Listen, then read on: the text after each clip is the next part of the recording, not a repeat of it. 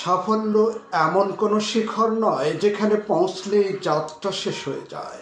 সাফল্য মূলত একটি অভ্যন্তরীণ মানসিক অবস্থা, যেখানে মানুষ গভীরভাবে অনুভব করে যে সে প্রতিদিন একটু একটু করে নিজের সর্বোচ্চ সম্ভাবনার দিকে অগ্রসর হচ্ছে।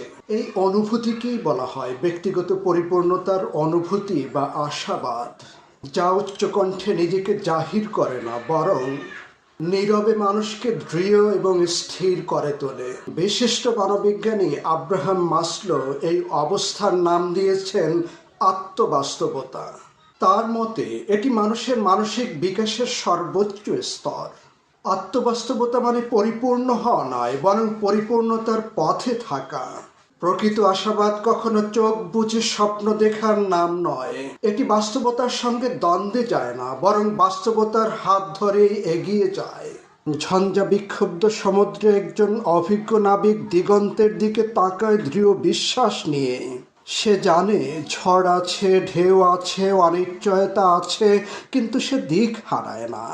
আশাবাদও ঠিক তেমনই। এটি অন্ধ নয়, এটি সচেতন, সাহসী এবং ধৈর্যশীল। আধুনিক মনোবিজ্ঞানে একে বলা হয় বাস্তব ভিত্তিক আশাবাদ। গবেষণায় দেখা গিয়েছে এমন মানুষেরা চাপ এবং ব্যর্থতাকে ভালোভাবে সামাল দিতে পারে, দীর্ঘমেয়াদে বেশি সৃজনশীল ও সফল হয়, মানসিকভাবে বেশি সুস্থ থাকে।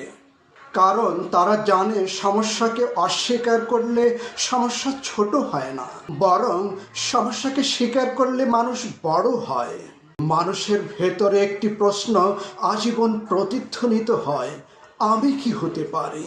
এই প্রশ্ন যেমন মানুষকে স্বপ্ন দেখায়, তেমনি তাকে বিভ্রান্ত করতে পারে। কেউ যদি শুধু সম্ভাবনার দিকে তাকায় তবে অহংকার জন্ম নেয়, আর কেউ যদি শুধু সীমাবদ্ধতার দিকেই তাকিয়ে থাকে তবে সে নিজেকে সংকুচিত করে ফেলে। আত্মবাস্তবতার সৌন্দর্য এখানেই। এটি এই দুইয়ের মাঝখানের সূক্ষ্ম ভারসাম্য রক্ষা করে।